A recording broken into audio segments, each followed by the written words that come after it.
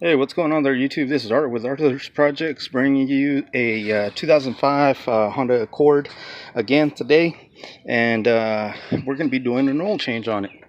So this has the K24 engine, I believe, or KA24. I forgot what the code on this is, but it's a 2.4 four-cylinder VTEC engine that's in most of the newer Accords.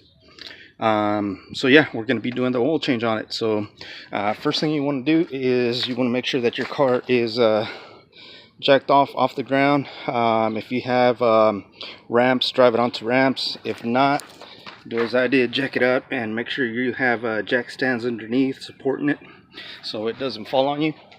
Next thing you want to do is you want to come over here and take off your oil filler cap. This is just going to help it bleed a little bit faster. I turn it upside down so it still has a little bit of room to breathe, but debris can't get into your engine if you're doing this outside like I am. Next thing you're going to do is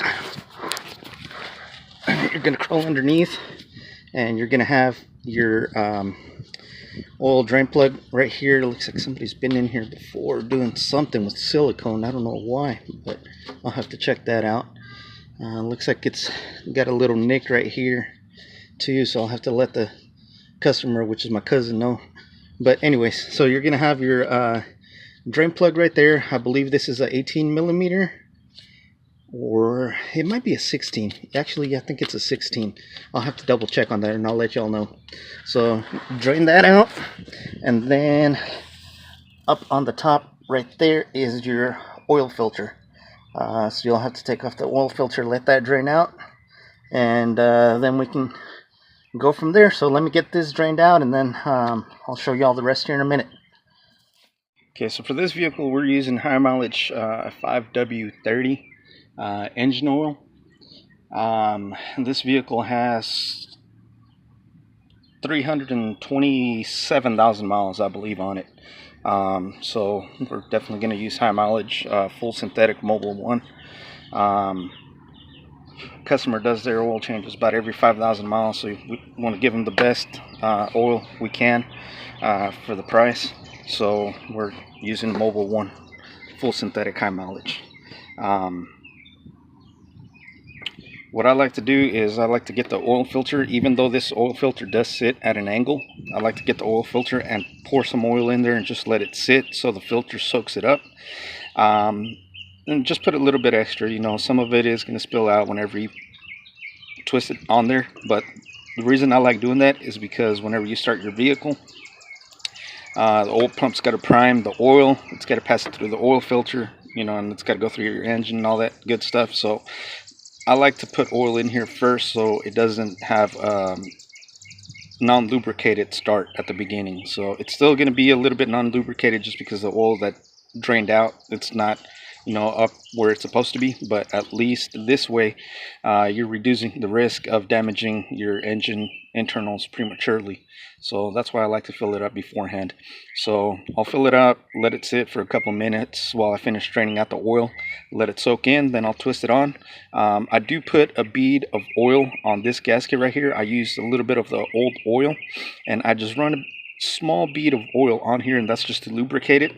So whenever you screw it back on, it doesn't damage the gasket. So that's just me personally again. So it's up to you, however you want to do it. And then we'll pour the rest of the oil into our oil filler right there for the that's on the valve cover, and we'll go from there. So stay tuned, I'll be back. So as y'all can see now, this is with the passenger wheel tilted outwards. New filter is on there. The oil drain plug is back on as well. Right down somewhere over there.